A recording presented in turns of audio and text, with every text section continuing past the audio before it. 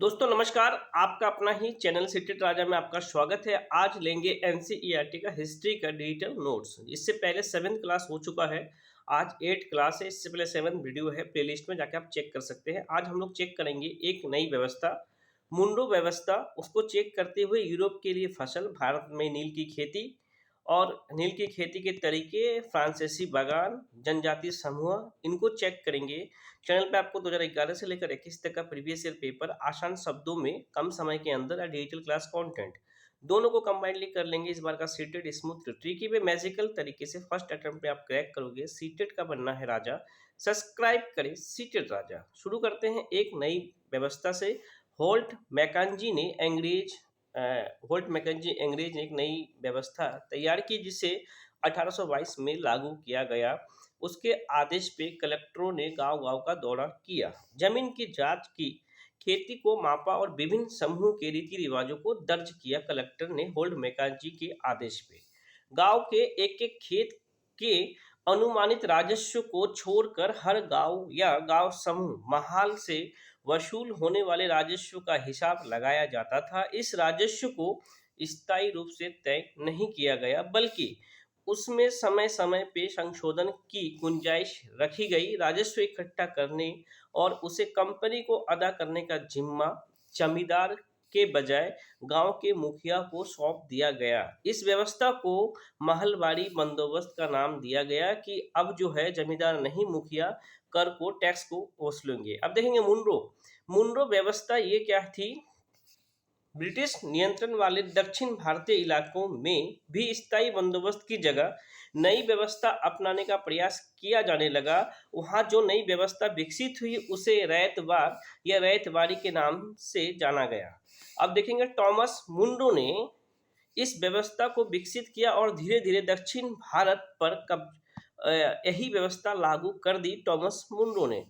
Note down करेंगे। और मुंडो को लगता था कि दक्षिण में परंपरागत जमींदार नहीं थे, इसीलिए उनका तर्क यह था कि उन्हें सीधा किसानों से ही बंदोबस्त करना चाहिए जो पीढ़ियां से जमीन पर खेती करते आ रहे हैं। राजस्व आकलन से पहले उनके खेतों का सावधानी पूर्वक और अलग से सर्वेक्षण किया जाना चाहिए। मुंडो का मानना था कि अंग्रेजों को पिता की भांति किसानों की रक्षा करनी चाहिए। यह मुंडो का मानना था।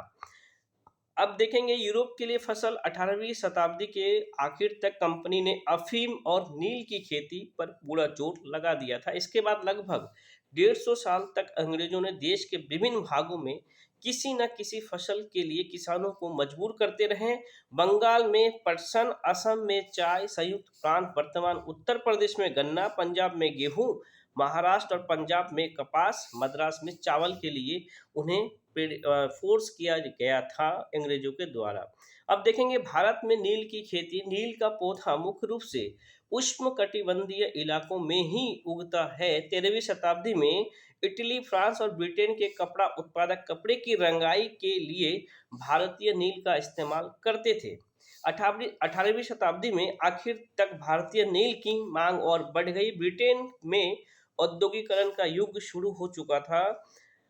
उसके कपास उत्पादन में भी भारी इजाफा हुआ। नोट डाउन करेंगे, काफी इंपॉर्टेंट पॉइंट है। 18वीं शताब्दी के आखिरी दशक से ही बंगाल में नील की खेती तेजी से फैल गया। बंगाल में पैदा होने वाला नील दुनिया के बाजार पे छा गया। 1778 में ब्रिटेन द्वारा आयात किया गया नील में भारतीय नील का हिस्सा केवल 30% था। 1810 में ब्रिटेन द्वारा आयात किया गया नील में भारतीय नील का हिस्सा 95 यानी कि 95% हो चुका था। कंपनी के बहुत सारे अधिकारियों ने नील के अपने कारोबार पर ध्यान देने के लिए अपनी नौकरियां छोड़ दी। भारी मुनाफे की उम्मीद में स्कॉटलैंड और इंग्लैंड के बहुत सारे लोग भारत आए और उन्होंने नील के बागान लगा दिए। जिनके पास नील की पैदावार के लिए पैसा नहीं था, उन्हें कंपनी और नए नए बैंक कर्ज देने को भी तैयार थे नील की खेती के लिए। अब देखेंगे नील के खेती के तरीके क्या क्या थे, इनको चेक करते हैं कि तरीका क्या क्या थे नील की खेती के। नील की खेती के दो मुख्य तरीके थे, नीज और रैयती। नीज खेती की व्यवस्था में बगान मालिक खुद अपनी जमीन में नील उत्पादन करते थे, या तो वह जमीन खरीद लेते थे या दूसरे जमींदारों से जमीन भाड़े पे लेते थे, किराए पे लेते थे। मजदूरों को काम पे लगाकर नील की खेती करवाते थे। यह नीज। अब रेती व्यवस्था क्या थी? रेती व्यवस्था, बगान मालिक रेतों के साथ अनुबंधन यानी कि सट्टा करते थे। कई बार इसे हम एग्रीमेंट भी कह सकते हैं। कई बार गांव के मुखिया को भी रैयतों की तरफ से समझौता करने के लिए बाध्य करते थे कि जाके तुम मेरा एग्रीमेंट, मतलब जो भी अनुबंध हो उसमें तुम मेरा सपोर्ट करो। जो अनुबंध पे दस्तखत कर देते थे उन्हें नील उगाने के लिए कम ब्याज पे बगान मालिकों से नगद कर्जा मिल जाता था। कर्जा लेने के बाद रैयत को अपनी कम से कम 25% जमीन पे नील की खेती करनी होती थी। बगान मालिक बीज और उपकरण मुहैया कराते थे, जबकि मिट्टी को तैयार करने, बीज बोने और फसल को देखभाल करने का जिम्मा काश्तकारों के ऊपर रहता था। जब कटाई के बाद फसल बगान मालिक को सौंप दी जाती थी तो रैयत को नया कर्जा मिल जाता था। मतलब कर्ज के लोभ में उन्हें कि आप नील की खेती 25% भागों में आप करोगे तो आपको फाइनेंस मिलेगा। फ्रांसीसी बगान देखते हैं। 18वीं शताब्दी में फ्रांसीसी बगान मालिकों ने कैरिबियाई द्वीप समूह में स्थित फ्रांसीसी उपनिवेश सेंट डामिनियो डामिनिग्यू डामिंगू सॉरी सेंट डोमिंगो में नील और चीन उत्पादन शुरू किया। इस बागानों में काम करने वाले अफ्रीकी गुलाम 1791 में बगावत पर उतर आए। उन्होंने बागान जला दिया और अपने धनी मालिक को भी मार डाला। 1792 में फ्रांस ने अपने उपनिवेशों में दास प्रथा समाप्त कर दी। इस घटना की वजह से कैरिबियाई द्वीप समूह में नील की खेती ठप हो गई। बागान एक विशाल खेत जिस पर बागान मालिक बहुत सारे लोगों को जबरन काम करवाता था। कॉफी, गन्ना, तंबाकू, चाय, कपास आदि के विषय में बागानों का जिक्र किया जाता है।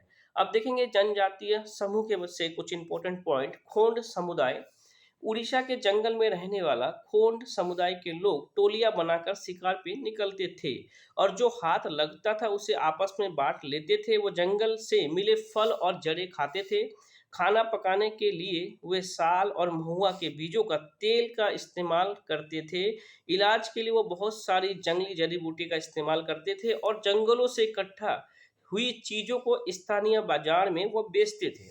जब भी स्थानीय बुनकर और चमड़ा कारीगर को कपड़े की चमड़े की रंगाई के लिए कसम पलाश के फूलों की जरूरत होती थी तो खोंड समुदाय के लोग वह उसे उपलब्ध करवाते थे। काफी इंपॉर्टेंट पॉइंट है।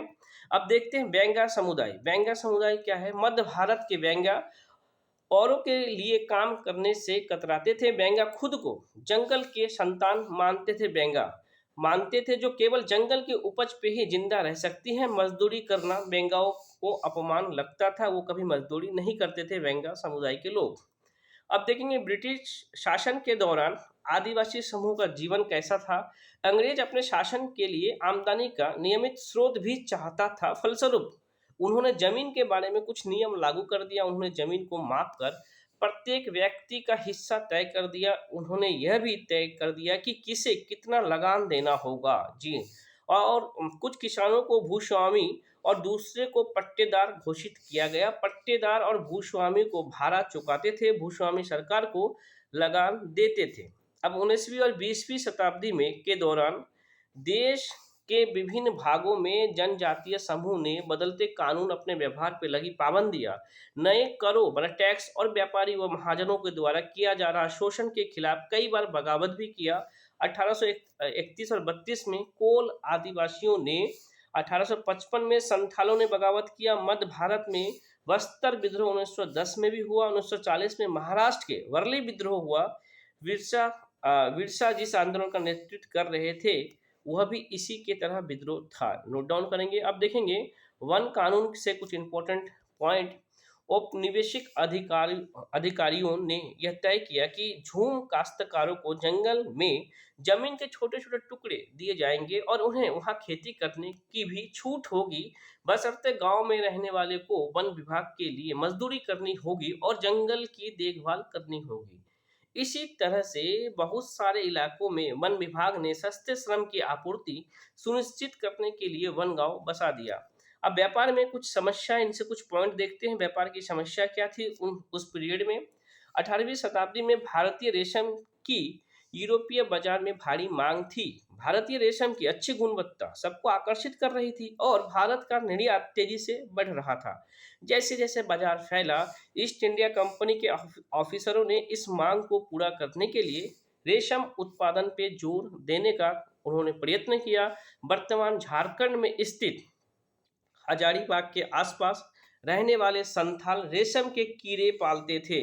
झारखंड के स्थित हजारीबाग के आसपास संथाली लोग रेशम के कीड़े पालते थे। काफी इंपॉर्टेंट पॉइंट है। अब देखिए, नवाबों के हाथ से जाती सत्ता जी।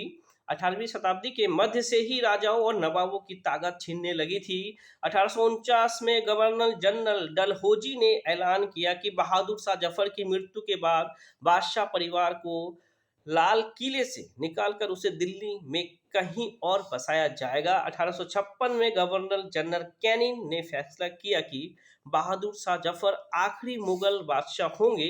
उनके मृत्यु के बाद उनके किसी भी वंशज को बादशाह नहीं माना जाएगा। यह केवल राजकुमारों के रूप में मान्यता दी जाएगी, लेकिन शासक नहीं होंगे, वो सिर्फ राजकुमार होंगे। अब देखेंगे सिपाहियों का समुद्र पार न करना। उन जमाने में बहुत सारे लोग समुद्र पार नहीं जाना चाहते थे। उन्हें लगता था कि समुद्र यात्रा उनका धर्म और जाति भ्रष्ट हो जाएगा। जब 1824 में सिपाहियों को कंपनी की ओर से लड़ने के लिए समुद्र के रास्ते बर्मा जाने का आदेश मिला, उन्होंने इस हुक्म को मानने से इनकार कर दिया। उन्हें जमीन के रास्ते से जाने में ऐतराज नहीं था। सरकार का हुक्म न मानने के कारण उन्हें सख्त सजा दी गई। क्योंकि यह मुद्दा अभी खत्म नहीं हुआ था, इसीलिए 1856 में कंपनी को एक नया कानून बनाना पड़ा। इस कानून में साफ कहा गया था कि अगर कोई व्यक्ति कंपनी की सेना में नौकरी करेगा, जरूरत पड़ने पे उसे समुद्र पार भी जाना पड़ सकता है। नोट डाउन करेंगे। अब देखेंगे सुधारों पर प्रतिक्रिया, इस पे कुछ टॉपिक। अंग्रेजों को लगता था कि भारतीय समाज को सुधारना जरूरी है। सती प्रथा को रोकना और विधवा विवाह को बढ़ावा देने के लिए कानून बनाए गए। अंग्रेजी भाषा की शिक्षा को जमकर प्रोत्साहित किया जाने लगा। 1830 के बाद कंपनी ने ईसाई मशीनरियों को खुलकर काम करने के लिए, यहाँ तक कि जमीन व संपत्ति जुटाने को भी छूट दे दिया था। 1850 में एक नया कानून बनाया गया जिससे ईसाई धर्म को अपनाना और आसान हो गया। इस कानून का प्रावधान किया गया, अगर कोई भारतीय व्यक्ति ईसाई धर्म अपनाता है तो वो भी पुरखों की संपत्ति, उसका अधिकार पहले जैसा ही रहेगा अगर वो ईसाई धर्म को अपनाएगा। बहुत सारे भारतीयों को यकीन हो गया था कि अंग्रेज उनका धर्म, उनके सामाजिक रीति रिवाज, परंपरा, जीवन शैली को नष्ट कर रहे हैं। उन लोगों को आभास भी हो गया था। अब देखेंगे सैनिक विद्रोह, जब जन विद्रोह बन गया 1857 में। चेक करते हैं। मेरठ से दिल्ली तक 29 मार्च 1857 को युवा सिपाही मंगल पांडे को बैरकपुर में अपने ऑफिसर पे हमला करने के आरोप में फांसी पे लटका दिया गया। चंद दिनों के बाद मेरठ में तैनात कुछ सिपाहियों ने नए कारतूसों के साथ फौजी अभ्यास करने से इनकार कर दिया। सिपाही को लगता था कि उन कारतूसों पर गाय सुअर की चर्बी का लेप चढ़ाया गया। 85 सिपाहियों को नौकरी से निकाल दिया गया। उन्हें अपने ऑफिसर का हुक्म न मानने के आरोप में 10-10 साल की सजा।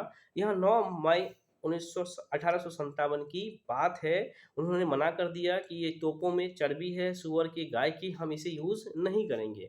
10 मई को सिपाही ने मेरठ की जेल पे धावा बोलकर बंद सिपाहियों को आजाद करा लिया। उन्होंने अंग्रेज ऑफिसरों पे हमला करके उन्हें मार गिराया। उन्होंने बंदूक और हथियार कब्जे में ले लिया और अंग्रेज की इमारतों और संपत्ति को आग के हवाले कर दिया, मैंने आग फूंक दिया।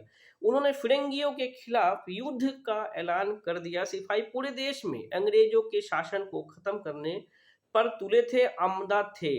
मेरठ के कुछ सिपाहियों की एक टोली 10 मई की रात को घोड़े पे सवार होके मुंह अंधेरे ही दिल्ली पहुंच गया। जैसे ही उनके आने की खबर फैली, दिल्ली में तैनात टुकड़ियों ने भी बगावत कर दी। यहाँ भी अंग्रेज ऑफिसर मारे गए। देश के सिपाहियों ने हथियार व गोला बारूद कब्जे में ले लिया और इमारतों को आग लगा दिया। विजय सिपाही लाल किले की दीवार के आसपास जमा हो गए। वो बादशाह से मिलना चाहते थे। बादशाह अंग्रेजों की भारी ताकत से दो हाथ करने को तैयार नहीं थे, लेकिन सिपाही भी अड़े हुए थे। आखिरकार वो जबरन महल में घुस गया और उन्होंने बहादुर शाह जफर को अपना नेता घोषित कर दिया। बादशाह को सिपाही की यह बात माननी पड़ी। उन्होंने देश भर के मुखियाओं और शासकों को चिट्ठी लिखकर अंग्रेजों से लड़ने के लिए भारतीय राज्य का एक संघ बनाने का आह्वान किया। बहादुर शाह के इस एकमात्र कदम के गहरे परिणाम सामने आया। उन्होंने पत्र लिख के सबको कहा कि नहीं, अब हम अंग्रेजों के खिलाफ लड़ेंगे। ये उनका पहल काफी जबरदस्त था। एक के बाद एक हर रेजिमेंट में सिपाही ने विद्रोह कर दिया था और दिल्ली, कानपुर और लखनऊ जैसे मुख्य बिंदुओं पर दूसरी टुकड़ियों के साथ देने निकल पड़े। पेशवा बाजीराव के दत्तक पुत्र नाना साहेब कानपुर के पास रहते थे। उन्होंने सेना इकट्ठा की और ब्रिटिश सैनिकों को शहर से खदेड़ दिया। उन्होंने खुद को पेशवा घोषित कर लिया। उन्होंने ऐलान किया कि वह बादशाह बहादुर शाह जफर के तहत गवर्नर हैं। लखनऊ की गद्दी से हटा दिए गए नवाब वाजिद अली शाह के बेटे ब्रिटिश कद्र को नया नवाब घोषित कर दिया गया। अब देखेंगे ब्रिटिश कद्र ने भी बहादुर शाह जफर को अपना बादशाह मान लिया और उनकी मां बेगम हजरत महल ने अंग्रेजों के खिलाफ विद्रोह को बढ़ावा देने में बढ़ चढ़ के हिस्सा भी लिया। झांसी में झांसी की रानी लक्ष्मीबाई भी विद्रोही सिपाही के साथ जा मिली। उन्होंने नाना साहेब के सेनापति तात्या टोपे के साथ मिलकर अंग्रेजों को भारी चुनौती दी। मध्य प्रदेश में मंडला क्षेत्र में राजगढ़ की रानी अवंतीबाई लोधी ने 4000 सैनिकों को फौज तैयार की और अंग्रेज के खिलाफ उनका नेतृत्व किया, क्योंकि ब्रिटिश शासन ने उनके राज के प्रशासन पे नियंत्रण कर लिया था। सारे लोग मिलके अंग्रेजों के खिलाफ लड़ने लगे। कंपनी का पलटवार, इनसे कुछ पॉइंट देखते हैं। इस उथल पुथल के बावजूद भी अंग्रेजों ने हिम्मत नहीं छोड़ी। कंपनी ने अपनी पूरी ताकत लगाकर विद्रोह को कुचलने का फैसला किया। उन्होंने इंग्लैंड से और फौजी मंगवाए। वाह! विद्रोही को जल्दी सजा देने के लिए नया कानून भी बनाए और विद्रोह को मुख्य केंद्रों पे धावा बोल दिया। सितंबर 1857 में दिल्ली में दोबारा अंग्रेजों के कब्जे में आ गई। अंतिम मुगल बादशाह बहादुर शाह जफर पे मुकदमा भी चलाया गया। उन्हें आजीवन कारावास की सजा भी दी गई। उनके बेटे उनकी आंखों के सामने गोली मार दी गई। बहादुर शाह और उनकी पत्नी बेगम जीनत महल को अक्टूबर 1858 में रंगून जेल में भेज दिया गया। इसी जेल में नवंबर 1862 में बादशाह शाह जफर ने अंतिम सांसें ली। अंग्रेजों ने 1859 के आखिरी तक देश पर दोबारा नियंत्रण पा लिया, दोबारा कब्जा कर लिया। ब्रिटिश संसद ने 1858 में एक नया कानून पारित किया और ईस्ट इंडिया कंपनी के सारे अधिकार ब्रिटिश साम्राज्य के हाथ में सौंप दिया। अब देखेंगे कपड़ा और लोहा और इस्पात उद्योग से कुछ इंपॉर्टेंट पॉइंट। भारत के पश्चिमी तट पे गुजरात स्थित सूरत हिंद महासागर के रास्ते होने वाले व्यापार के सबसे महत्वपूर्ण बंदरगाहों में से एक था। डच और ब्रिटिश व्यापारी जहाज 17वीं शताब्दी की शुरुआत से ही इस बंदरगाह का इस्तेमाल करने लगे थे। 18वीं शताब्दी में इस बंदरगाह का महत्व गिरने लगा। सूती कपड़े के मशीनी उत्पादन ने 19वीं शताब्दी में ब्रिटेन को दुनिया का सबसे प्रमुख औद्योगिक राष्ट्र माना, क्योंकि मशीन आ गई थी 19वीं शताब्दी में और औद्योगिक राष्ट्र भी बना दिया गया। 1850 के दशक से जब ब्रिटेन का लोहा और इस्पात उद्योग भी पनपने लगा तो ब्रिटेन दुनिया का कारखाना कहलाने लगा, क्योंकि लोहा उद्योग काफी चरम पे था। लोहा और इस्पात उद्योग तब उसे दुनिया का कारखाना कहा जाने लगा। ब्रिटेन के औद्योगिकरण और भारत पे ब्रिटिश विजय और उपनिवेशीकरण में गहरा संबंध था। नोट डाउन करेंगे। अब देखेंगे टेक्सटाइल इंडस्ट्री, कपड़ा उद्योग। 1750 के आसपास पूरी दुनिया में कपड़ा उत्पादन के क्षेत्र में औरों से कोसों आगे थे। भारतीय कपड़े लंबे समय से अपनी गुणवत्ता, बारीकी, कारीगरी के लिए दुनिया भर में मशहूर था। दक्षिण पूर्वी एशियाई जावा, सुमात्रा और पेनांग तथा पश्चिमी एवं मध्य एशिया में इन कपड़ों की भारी व्यापार था। यूरोप के व्यापारियों ने भारत से आया बारीकी सूती कपड़ा सबसे पहले मौजूदा इराक के मौसूल शहर में अरब के व्यापारी के पास देखा था। इसी आधार पे वो बारीक बुनाई वाले सभी कपड़ों के मसलिन यानी कि मलमल कहने लगे। जल्द ही यह शब्द खूब प्रचलित हो गया। मसालों की तलाश में जब पहली बार पुर्तगाली भारत आए थे तो उन्होंने दक्षिण पश्चिम भारत में केरल के तट पे कालीकट पे डेरा डाल दिया। यहाँ से वो मसालों के साथ साथ सूती कपड़ा भी लेते गए। कालीकट से निकले शब्द को कैलिको कहने लगा। बाद में हर तरह के सूती कपड़े को कैलिको ही कहा जाने लगा।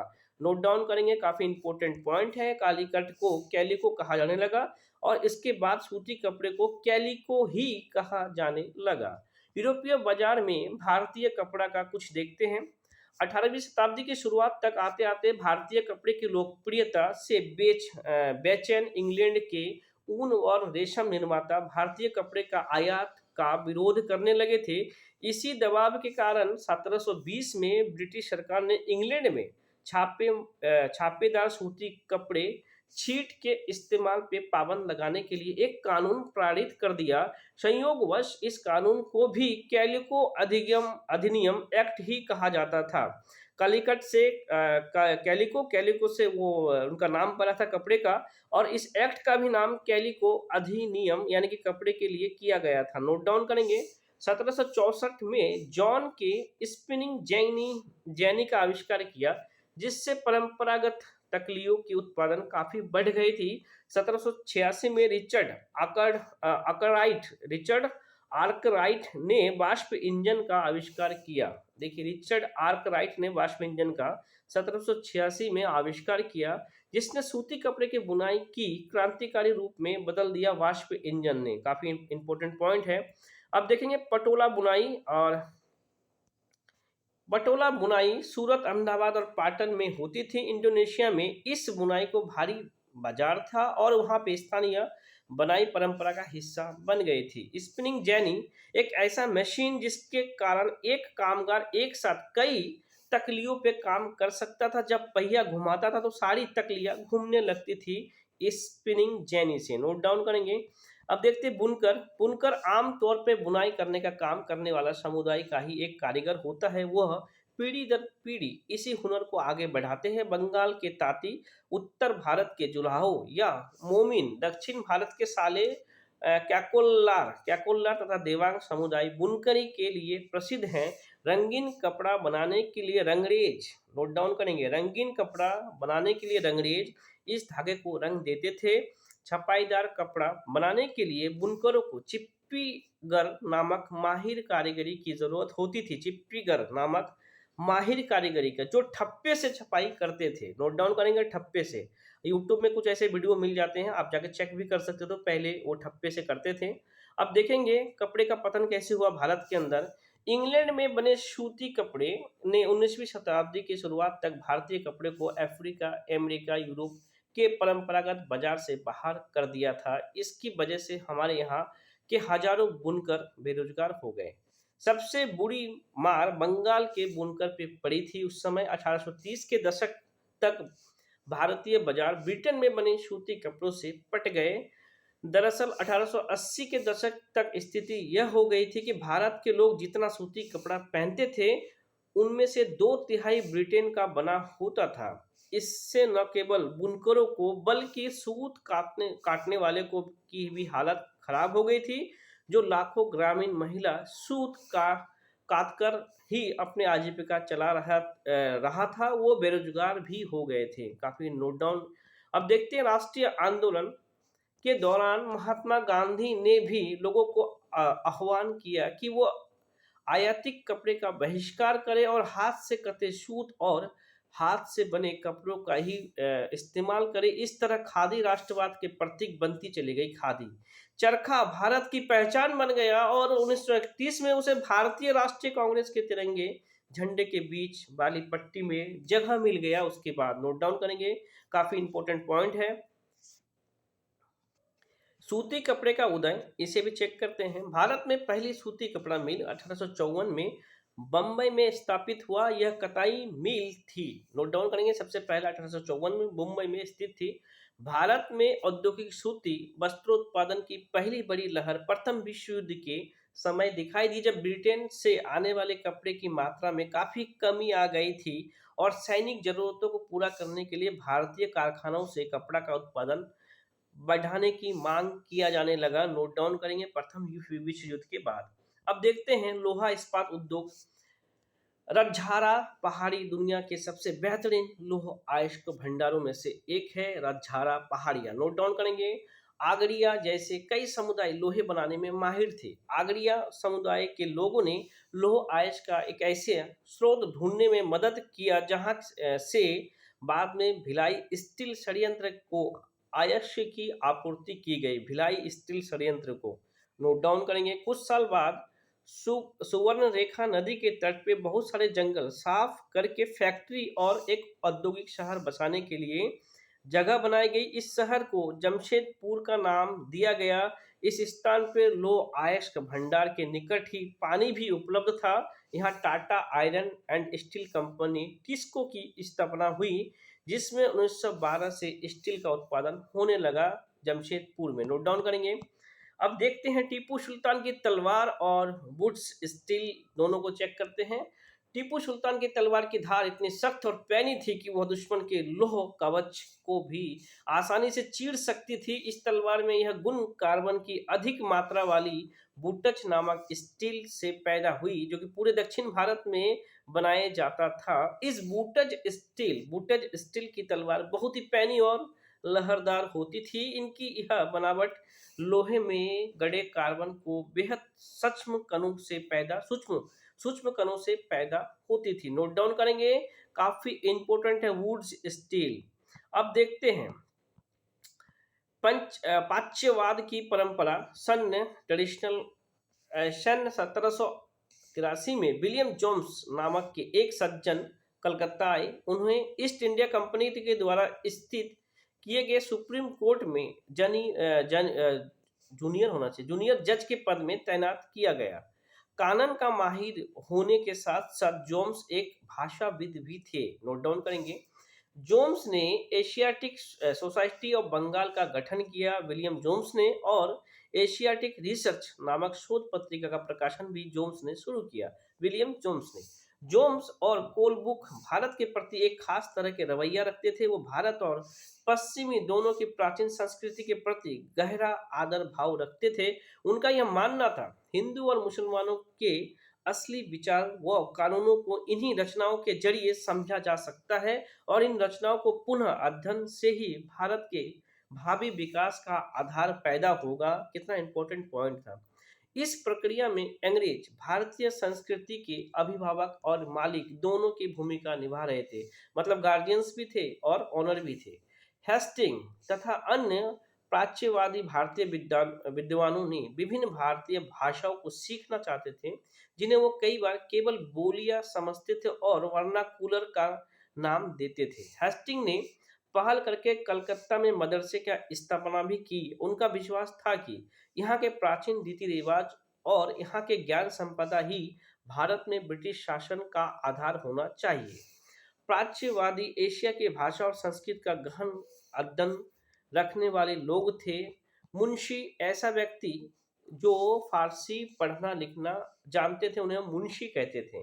वर्नाकुलर यह शब्द आमतौर पर मानक भाषा से अलग किसी स्थानीय भाषा या बोली इसके रूप में इस्तेमाल किया जाता था। भारत जैसे औपनिवेशिक देशों में अंग्रेज रोजमर्रा इस्तेमाल की स्थानीय भाषा और साम्राज्यवादी शासकों की भाषा अंग्रेजी के बीच फर्क चिन्हित करने के लिए इस शब्द का इस्तेमाल करते थे, वर्नाकुलर। अब देखते हैं व्यवसाय के लिए शिक्षा।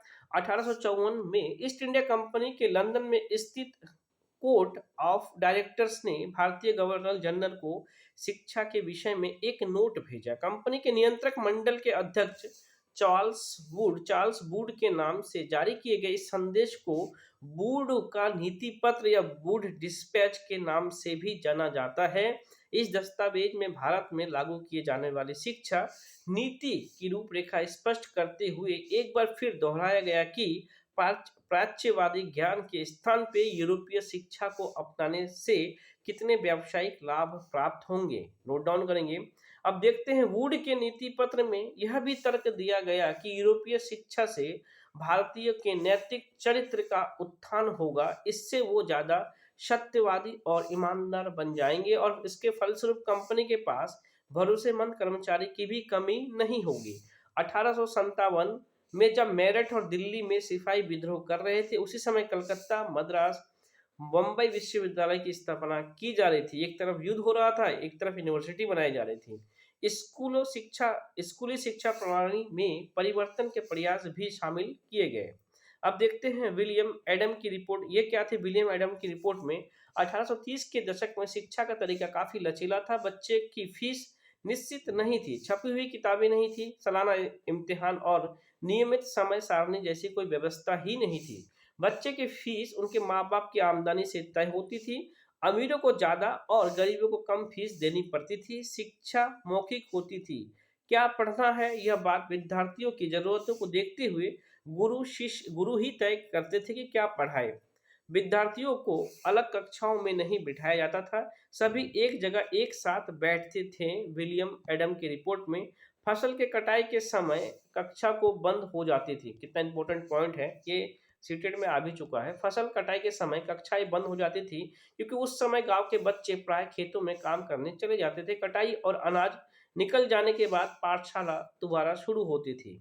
दोस्तों नेक्स्ट वीडियो में हम लोग अरबिंदो घोष, महात्मा गांधी, रविंद्रनाथ टैगोर, राजा राम मोहन राय, स्वामी दयानंद सरस्वती, महिला जाति सुधार, इनको कंप्लीट करेंगे। वीडियो काफी लंबा हो जाएगा। चैनल पे आपको 2011 से लेकर 21 तक का previous year paper and digital class content दोनों को कंबाइनली कर लोगे। इस बार का सीटेड स्मूथली ट्रिकी में मैजिकल तरीके से फर्स्ट अटेम्प्ट आप निकालोगे। सीटेड का बनना है राजा। सब्सक्राइब करें सीटेड राजा। जय हिंद, जय भारत।